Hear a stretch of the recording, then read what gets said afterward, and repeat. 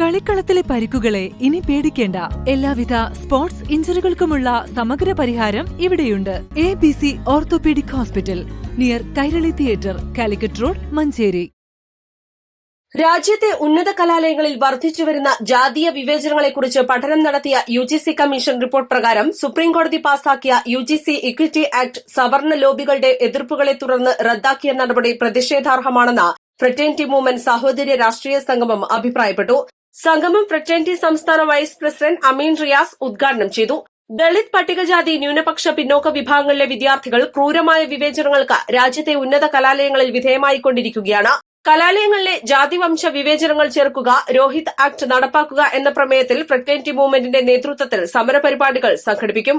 ചടങ്ങിൽ ജില്ലാ president VTS Umar തങ്ങൾ അധ്യക്ഷത വഹിച്ചു. KSU സംസ്ഥാന ജനറൽ സെക്രട്ടറി കണ്ണൻ നമ്പ്യാർ, ജില്ലാ president advocate Anshid, welfare party ജില്ലാ president KV Safeer Shah, Kabeer Muthuparamb, Wahab Chappanangadi, Musfar, Sabir Thrithala, Hasankutty Puthuvalli, Ajmal KP, Jabir Irumbuzhi, doctor Hikmathulla, Riyas Mon, ജില്ലാ general secretary advocate Ameen Yasir, Sharoon Ahammed എന്നിവർ പ്രസംഗിച്ചു.